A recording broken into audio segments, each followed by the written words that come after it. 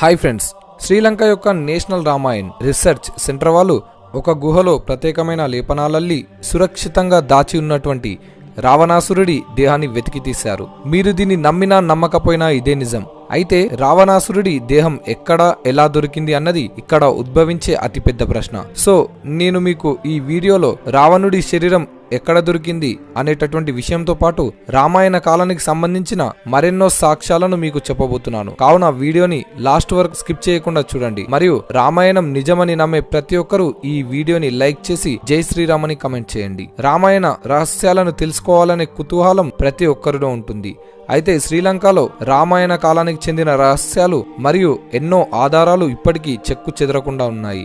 ఒక రీసెర్చ్లో తేలింది ఏంటంటే శ్రీలంకలోని మొత్తం 50 ప్రదేశాల్లో రామాయణ కాలానికి చెందిన ఆనవాలు ఉన్నాయట. ఈ రీసెర్చ్లోనే భాగంగా శ్రీలంకలోని ఒక కొండపై ఉన్నటువంటి గుహలో ఇప్పటికీ రావణాసురుడి శరీరం భద్రపరచబడి ఉందని తేలింది. శ్రీరాముడు రావణాసురుని సంహరించి ఇప్పటికీ వేలాది సంవత్సరాలు గడిచాయి. అయితే అసలు రావణాసురుడి శరీరాన్ని గుహలో ఎవరు భద్రపరిచారు? ఇప్పుడు రావణాసురుడి శరీరానికి ఎవరు కాపలా కాస్తున్నారు అని కొందరికి డౌట్స్ రావచ్చు. ప్రస్తుతం రావణాసురుడి శరీరం శ్రీలంకలోని రెగ్ల అడవుల్లో 8000 మీటర్ల ఎత్తులోని ఒక గుహలో ప్రత్యేకమైన లేపనాలు అల్లి భద్రపరచబడి ఉంది. ఇక్కడ ప్రతి ఒక్కరిని ఆశ్చర్యపరిచే విషయం ఏమిటంటే రావణాసురుని శరీరంపై ఒక ప్రత్యేకమైన లేపనం అద్దబడి ఉంది. ఈ లేపనం కారణంగానే వేల సంవత్సరాలు గడిచినప్పటికీ రావణాసుర శరీరం చెక్కు చెదరకుండా ఉంది.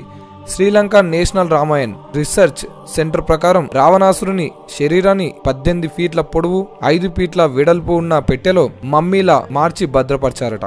అయితే రావణాసురుడి శరీరాన్ని ఇలా ఎవరు భద్రపరిచారు అన్న దాని గురించి మాట్లాడుకుంటే శ్రీరాముడు రావణాసురుడిని సంవరించాక శ్రీరాముడు రావణాసురుడి మృతదేహానికి అంత్యక్రియలు జరపమని రావణుడి తమ్ముడైన విభీషణుడికి అప్పగిస్తాడు. కానీ విభీషణుడు మాత్రం అధర్మ అన్యాయ అరాచకాలతో ప్రతి ఒక్కరిని ముప్పు తిప్పలు పెట్టిన రావణ రాక్షసుడి అంత్యక్రియలు జరిపేందుకు ఒప్పుకోడు. దాంతో రావణాసురుడి శరీరాన్ని నాగలోకానికి చెందిన వ్యక్తులు వచ్చి తీసుకెళ్లిపోతారు. ఎందుకంటే నాగలోక వాసుల ప్రకారం రావణాసురుడి మరణం కేవలం తాత్కాలికం మాత్రమే. అనగా రావణుడు మళ్ళీ బ్రతుకుతాడని నాగలోకపు వ్యక్తులు నమ్మేవారు. ఈ కారణం చేతనే నాగలోకపు వాసులు రావణాసురుడి శరీరం పైన ఒక విశేషమైన లేపనాన్ని అద్ది మమ్మీలా మార్చి ఒక కొండపై గుహలో భద్రపరిచారు. రెగ్ల అడవుల్లో జీవించే వ్యక్తులు చెప్పేదేమిటంటే రావణాసురుడి శరీరాన్ని భయంకరమైన పాము కాపల కాస్తుందట. నాగలోకానికి చెందిన వ్యక్తులు నేటికి కూడా వాళ్ళ రాజు రావణాసురుడు మళ్ళీ జీవిస్తాడని ప్రగాఢంగా నమ్ముతారు. అందుచేతనే నాగలోకానికి చెందిన వ్యక్తులు రావణాసురుని దేహాన్ని రక్షిస్తుంటారు. ఇంతేకాకుండా Sri Lanka national Ramayan research centre రామాయణం నిజమని నిరూపించే ఎన్నో ఆధారాలను కూడా కనిపెట్టింది. ఇవన్నీ విన్న తర్వాత హిందువుగా పుట్టినందుకు మీలో ప్రతి ఒక్కరూ తప్పకుండా గర్వపడతారు. రామాయణ కథ ప్రకారం రావణుడు సీతాదేవిని అపహరించినప్పుడు సీతాదేవిని అశోక వాటికకు తీసుకెళ్లే ముందు ఒక గుహలో దాచిపెట్టాడు. అదే కొండగట్టు గల గుహ. ఆశ్చర్యకరమైన విషయం ఏమిటంటే ఇప్పటికీ కూడా ఆ గుహ అక్కడే ఉంది. చూడ్డానికి నాగుపాము పడగ విప్పినట్టు ఉంటుంది. ఆ గుహలో అనేక రకాల శిల్పకళ చెక్కబడి ఉంటాయి. శాస్త్రవేత్తలు ఆ చిత్రాలను పరీక్షించగా వీటిలో ఒక స్త్రీని ఉంచబడినట్లుగా చెప్పుకొచ్చారు. తర్వాత సీతాదేవిని రావణాసురుని యొక్క రాజమందిరానికి తీసుకువెళ్లినప్పుడు సీతాదేవి రావణాసురుడి రాజమందిరంలో ఉండడానికి నిరాకరించడంతో రావణాసురుడు సీతాదేవిని అశోకవనంలో ఉంచారు. కానీ మీకు తెలుసా, రావణాసురుడు సీతాదేవిని ఉంచినటువంటి అశోకవనం ఇప్పటికీ కూడా అలాగే ఉంది. శ్రీలంకలోని ఈ వనాన్ని ప్రస్తుతం ఎగ్గల్ బొటానికల్ గార్డెన్ అనే పేరుతో పిలుస్తారు. మరియు సీతాదేవిని ఏ చోటైతే ఉంచారో ఆ చోటునే సీతా ఆలే అని అంటారు. కానీ ఇక్కడ తెలుసుకోదగిన ముఖ్యమైన విషయం ఏమిటంటే రామాయణంలో సీతాదేవిని ఉంచబడినటువంటి వనాన్ని అశోకవనం అనే పేరుతో పిలవడానికి గల ముఖ్య కారణం ఈ వనంలో అధిక మొత్తంలో అశోక చెట్లు ఉండేవి. దాని కారణంగానే దీని రామాయణంలో అశోకవనం అనే పేరుతో ప్రస్తావించారు. హెగ్గల బొటానికల్ గార్డెన్ లో కూడా రామాయణంలో అశోకవనాన్ని ఏ విధంగా అయితే వర్ణించారో అదే విధంగా ఉంటుంది. సీత జాడ దొరికినప్పుడు రాముడు వానర సైన్యంతో లంకకు వెళ్ళినప్పుడు సముద్రం దాటడానికి ఒక వారధి నిర్మించాల్సి వచ్చింది. అప్పుడు అక్కడ ఉన్న వాళ్ళందరూ రాళ్లపై రాముని పేరు రాసి నీళ్ళలో పడేయడం మొదలుపెట్టారు. దాంతో ఆ రాళ్ళు నీటిలో మునిగిపోకుండా అలాగే ఉన్నాయి. ఆ తర్వాత అందరూ కలిసి భారతదేశంలోని రామేశ్వరం నుండి మొదలుకొని శ్రీలంకలోని మన్నార్ దీవి వరకు అనగా 30 కిలోమీటర్ల వరకు వంతెన నిర్మించారు. ప్రస్తుతం ఆ వారధినే మనం రామసేతు అనే పేరుతో పిలుస్తున్నాం. ఇక్కడ ఆశ్చర్యపరిచే విషయం ఏమిటంటే ఏ రాళ్ళునైతే వంతెన నిర్మాణంలో ఉపయోగించారో ఆ రాళ్ళు ఇప్పటికీ కూడా అక్కడే ఉన్నాయి. వీటిపై శాస్త్రవేత్తలు పరిశోధన జరపగా వాళ్లకు తెలిసిందేమిటంటే ఆ రాళ్ళు రామాయణ కాలానికి చెందినవని తెలిసింది.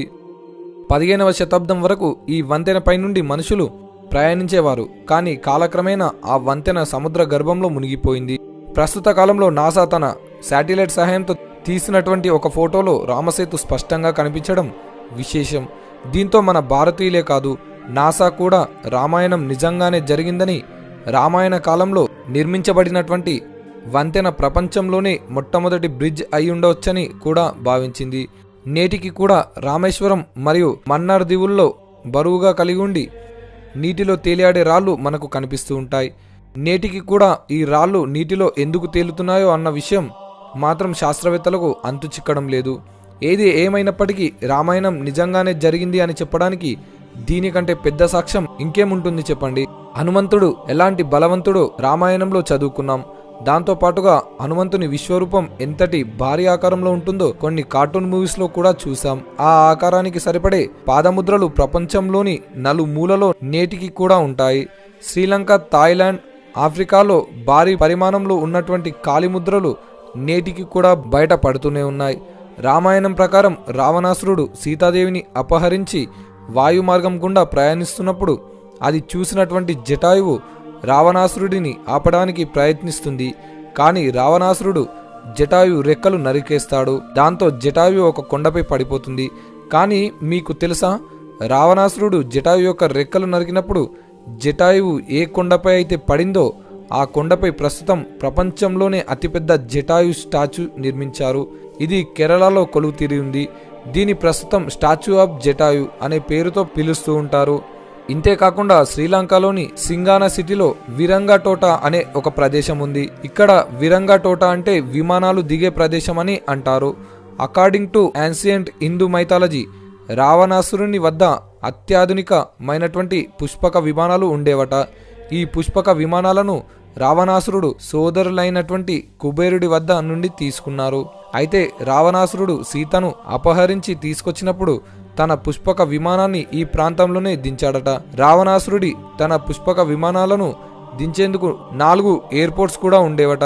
శ్రీరామచంద్రుడు 13 సంవత్సరాలు అరణ్యవాసం మరియు 1 సంవత్సరం అజ్ఞాతవాసం చేసేందుకు అడవులకు వెళ్ళినప్పుడు రావణుని చెల్లెలైనటువంటి శూర్పణఖ రాముని మరియు లక్ష్మణుని మీద వ్యామోహంతో పెళ్లి చేసుకునేందుకు అడుగుతుంది.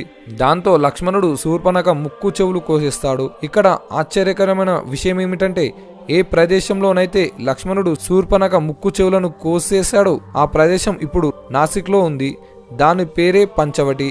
హిందువులు విజయదశమి జరుపుకోవడానికి గల కారణం రాముడు రావణుని సంవరించాడని మరియు దీపావళి జరుపుకోవడానికి కారణం రాముడు సీతాదేవితో పాటు అయోధ్యకు తిరిగి చేరుకున్నాడనే కదా. ఈ 2 పండగల మధ్య వ్యత్యాసం 21 రోజులు. శ్రీలంక నుండి అయోధ్యకి కాలినడకన ఎన్ని రోజుల సమయం పడుతుందో చూస్తే 21 రోజుల పాటే ఉంటుంది. అదేవిధంగా రామరావణ యుద్ధంలో రావణుడి కుమారుడైనటువంటి మేఘనాథుడు రామలక్ష్మణుల్లో ఎవరినైనా ఒకరిని హతమార్చాలని భావించి లక్ష్మణునితో తలబడినప్పుడు లక్ష్మణుణ్ణి ఎలాగైనా మట్టు పెట్టాలని ఉద్దేశంతో మేఘనాథుడు తన శక్తులతో ఆకాశ మార్గాన మేఘాల చాటు నుండి మెరుపు వేగంతో కదులుతూ భయంకరమైన అస్త్రాలతో లక్ష్మణునిపై విరుచుకుపడగా ఆ అస్త్రాలలో ఒకటైన వీర్గాతిని శక్తి అనే అస్త్రం లక్ష్మణుణ్ణి గాయపరిచింది. ఆ అస్త్రం యొక్క విషం ప్రభావం వల్ల మూర్ఛపోయినటువంటి శ్రీరాముని యొక్క సోదరుడిని కాపాడేందుకు సంజీవిని మూలిక కావాలని అది హిమాలయాల్లోని ద్రోణగిరి పర్వతం వద్ద లభిస్తుందని చెప్పినప్పుడు హనుమంతుడు సంజీవిని మొక్కను తీసుకునేందుకు ద్రోణగిరి పర్వతానికి వెళ్ళినప్పుడు అక్కడ అతనికి సంజీవిని పట్ల అవగాహన లేకపోవడంతో సంజీవిని మొక్కను కనుక్కోవడం కష్టమై ఆ పర్వతాన్ని భూమి నుండి పెకిలించి అరచేతిపై ఉంచి ఆకాశ మార్గాన లంకకు చేరుస్తాడు. అయితే శ్రీలంకలోని ఒక పర్వతంలో అనేక కొండలు ఉన్నాయి. కానీ వాటి మధ్యలో ఒక కొండలో ఉన్నటువంటి మూలికల యొక్క ఔషధ గుణం అచ్చం హిమాలయాల్లో ఉన్నటువంటి మొక్కల యొక్క ఔషధ గుణంతో పోలి ఉన్నాయట. ఈ విషయాలు తెలుసుకున్న తర్వాత శాస్త్రవేత్తలకు ఆ మొక్కలు హిమాలయ పర్వతాల నుండి అక్కడికి ఎలా వచ్చాయో అర్థం కాలేకపోతుంది. ఇవన్నీ తెలుసుకున్న తర్వాత రామాయణం కల్పితం కాదని స్పష్టంగా తెలుస్తుంది. మరియు రావణుణ్ణి చంపేసిన తర్వాత ఒకానొక సమయంలో సీత తన పవిత్రతను నిరూపించుకోవడానికి అగ్ని పరీక్ష ఇవ్వాల్సి వచ్చింది. సీత ఎక్కడైతే అగ్ని పరీక్ష ఇచ్చిందో ఆ ప్రదేశం ఇప్పటికీ కూడా భూమిపై కొలువు తీరి ఉంది. ఈ ప్రదేశాన్ని ది ఉరింపుల అని అంటారు. ఇదే విధంగా రామాయణ కథ ప్రకారం హనుమంతుడు సీత జాడ కోసం వెళ్ళినప్పుడు రావణుని యొక్క బంగారు లంకకు నిప్పు అంటించాడు. దాని కారణంగా బంగారు లంక మొత్తం అతలాకుతలమైపోయింది. కానీ మీకు తెలుసా, రావణుని యొక్క బంగారు లంక నిజంగానే కాలిపోయింది అనేటటువంటి సాక్ష్యాలు నేటికి కూడా ఉన్నాయి. అదే రావణుని యొక్క రాజమందిరం. రామాయణం కథ ప్రకారం ఏ చోటైతే హనుమంతుడు మంటలు అంటించాడో ఆ చోట ఉన్నటువంటి మట్టి నేటికి కూడా నల్ల రంగులోనే ఉంది. అయితే ఇక్కడ ప్రతి ఒక్కరూ తెలుసుకోవాల్సిన ముఖ్యమైన విషయం ఏమిటంటే, ఏ చోటైతే హనుమంతుడు మంటలు అంటించాడో ఆ చోటు ఉన్నటువంటి మట్టి నల్లగా ఉంది.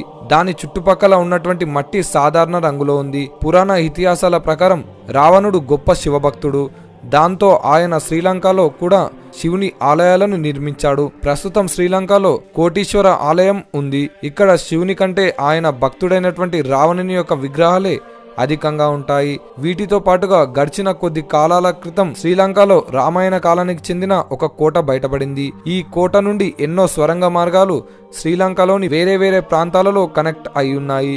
అయితే శాస్త్రవేత్తలు వీటిపై పరిశోధన చేయగా ఇవి వాటంతటా అవే సహజ సిద్ధంగా ఏర్పడినవి కాదని, ఈ గుహలు మానవ నిర్మితమని తేలింది. ఒకసారి శ్రీలంకన్ చరిత్రపై మన దృష్టిని ముందుకు సాగిస్తే, శ్రీలంకన్ హిస్టరీ ప్రకారం రావణుడు క్షణకాలంలోనే వేరే వేరే చోట్లలో ప్రత్యక్షమయ్యేవాడు.